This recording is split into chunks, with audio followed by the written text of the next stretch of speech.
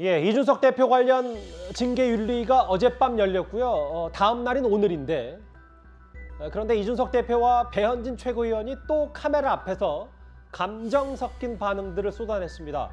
긴 설명보다 화면을 먼저 만나보는 게 빠를 것 같습니다.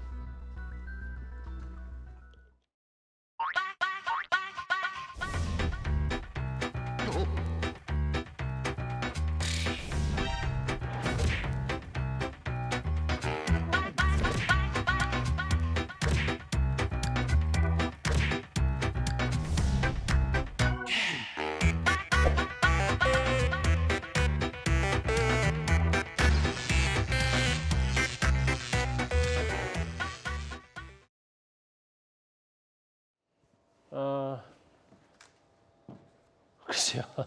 정미영 의원님. 노룩 악수 논란에 이준석 대표와 배현진 최고위원의 고성 반말. 오늘은 악수 부르치고 어깨툭. 뭐 화면을 보셨던 그대로인데 이거 이후에 또 비공개회에서도 또 설전이 있었다면서요? 배현진 최고위원과 이준석 대표가요. 네, 뭐 그렇습니다. 제 질문에 좀 답을 해주셔야 될 것 같은데. 네, 저는 사실 못 봤어요. 네. 비공개회는 같이 하셨었잖아요. 예. 그럼 또 여기서도 뭐 조직위원장 얘기를 두고 싸웠다고 제가 언론 보도를 접해서. 그냥 뭐 늘 뭐 비공개 때는 또 사실은 의견이 다르면 또 그렇게 얘기할 수가 있는 거기 때문에요. 예. 뭐 꼭 싸웠다 뭐 이렇게 표현하기는 좀 그렇습니다. 그렇게 너무 자주 의견 충돌이 있고 특히 저렇게 공개석상과 혹은 카메라 앞에서 지금 정미영 의원님의 모습도 바로 옆에 있었는데 글쎄요, 뭐 뒤에 현수막 얘기까지 하지 않더라도 이게 누구 잘잘못을 떠나서 누군가는 혹은 좀 너무 초등학생처럼 보이지 않나 뭐 이런 비판도 좀 동시에 나와서 근데 요즘 초등학생들도 저렇지 않는다는 얘기들도 있고.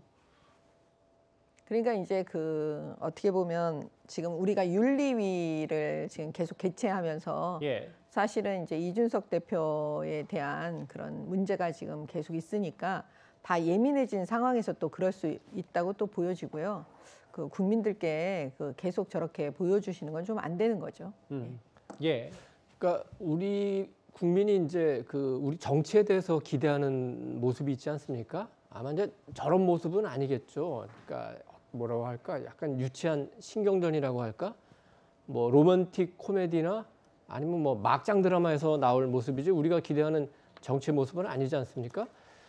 조금 외국 얘기 한번 하고 싶습니다. 우리나라하고 세계에서 경쟁하는 나라들. 제가 워싱턴 특파원 할 때 미국 이제 의회에 가면은 우리와 나라와 관련된 사안만 해도 하루 종일 취재할 게 넘칩니다. 북한 핵 문제, 당시에 이제 한미 FTA 문제도 있었고, 우리 일본군 위안부 문제도 있었고, 그것만 취재해도 하루가 가요. 영국 의회 가끔씩 BBC나 뭐 우리나라 TV에서도 가끔 보이죠.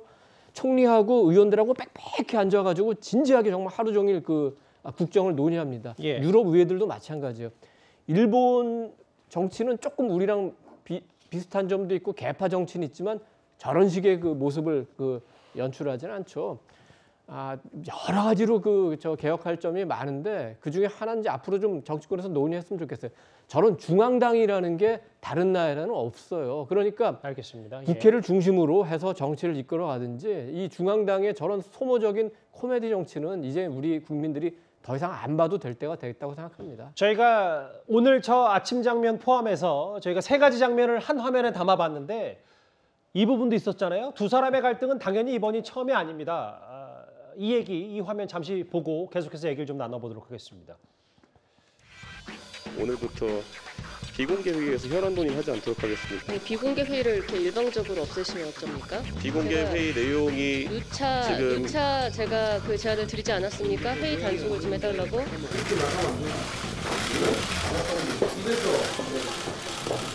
아니 워낙 유출시킨 거잖아요. 뭐 유출시킵니까? 본인이 제 말 하셨어요 여태까지. 내 얘기 내가 이끌었다고? 잠깐.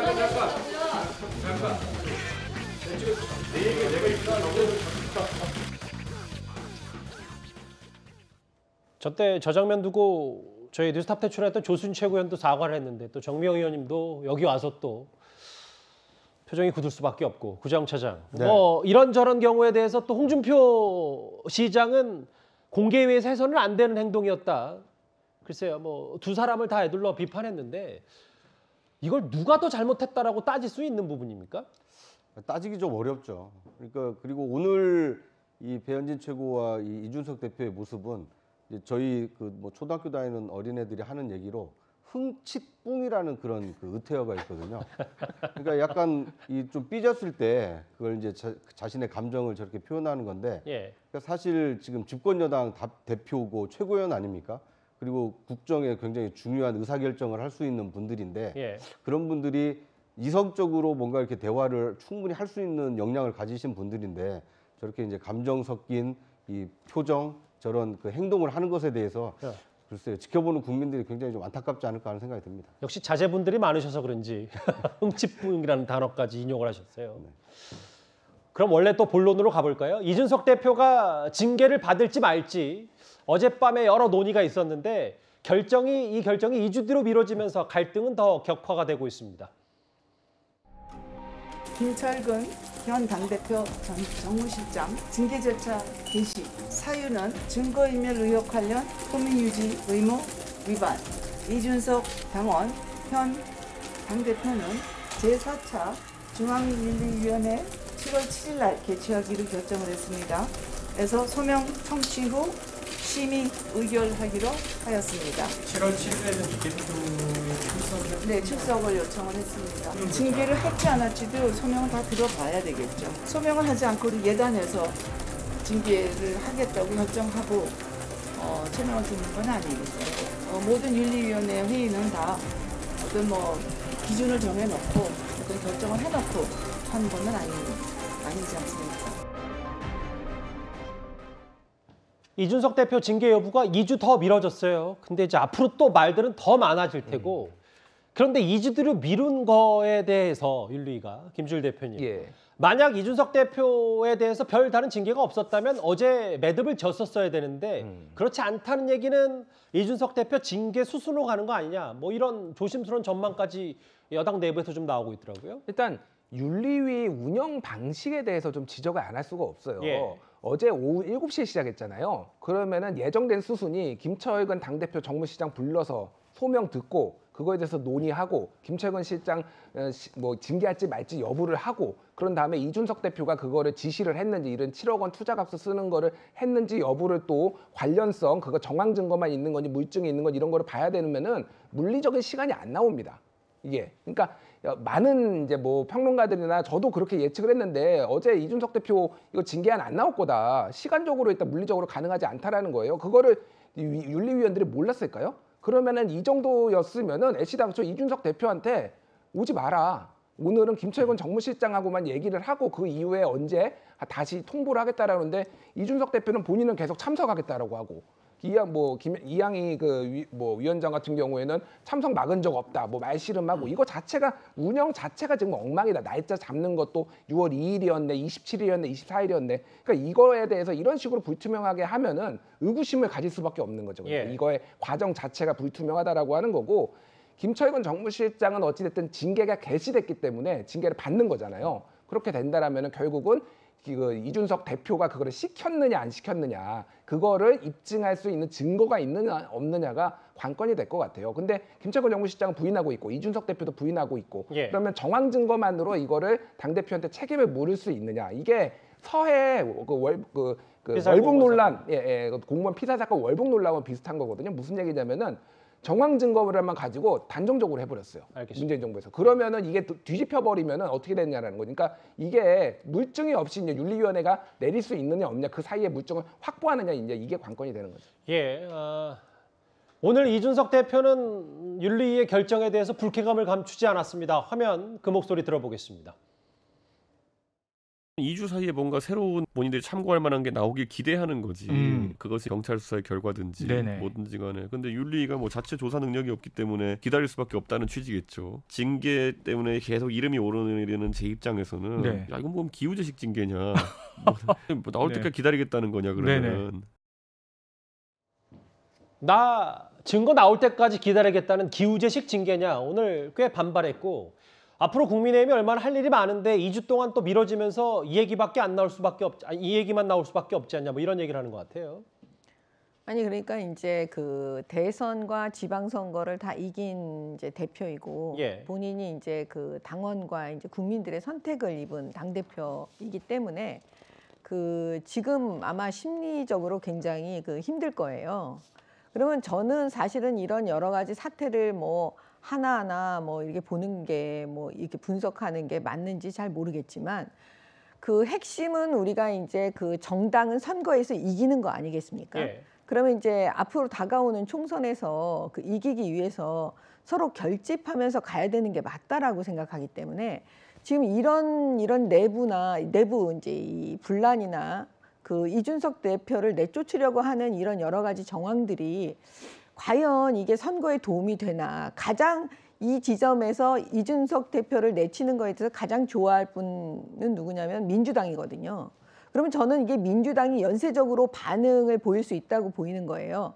무슨 얘기냐면 민주당은 이 상황을 보고 더 결집할 거고 결과적으로는 지금 그 당권 도전하는 그 이재명 의원이 저는 당권 도전하지 아니할 수도 있다라고 보여지거든요.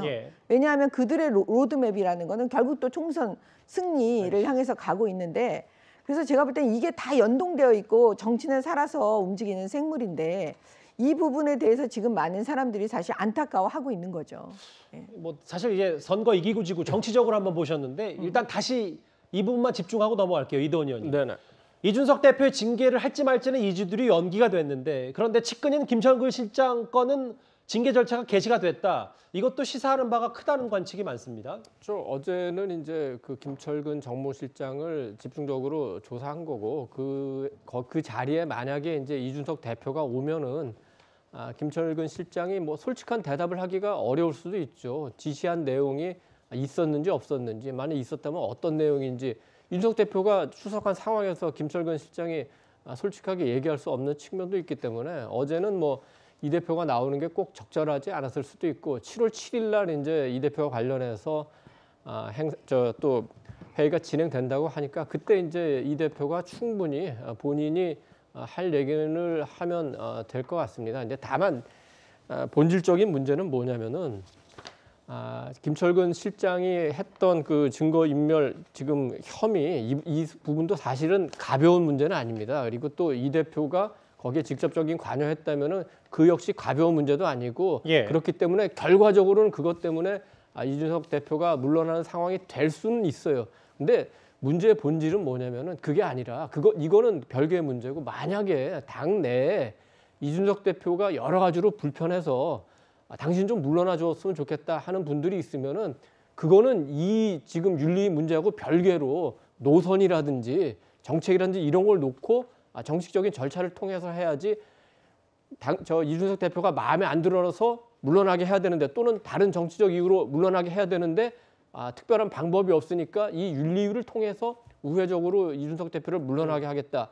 이거는 이준석 대표 스스로도 아마 굉장히 반발할 가능성이 크고 당 내에서도 그 많은 지지자분들이 그게 과연 적절한 방법인 건가? 설사 이준석 대표가 그만둬야 된다고 생각하는 분들도 그런 절차 문제에 대해서는 아마 생각이 다를 겁니다. 따라서 윤리위는 윤리위대로 철저하게 조사를 하고 만약에 당권 투쟁과 관련된 부분이 있으면 그 부분에 대해서는 솔직하게 정치인들이 나와서 이준석 대표와 논쟁을 통해서 그 당의 진로를 결정하는 게 옳다고 봅니다. 여전히 파장이 만만치 않은 이준석 대표 징계 여부 2주 뒤로 미뤄졌는데 앞으로도 좀 얘기가 나올 것 같습니다.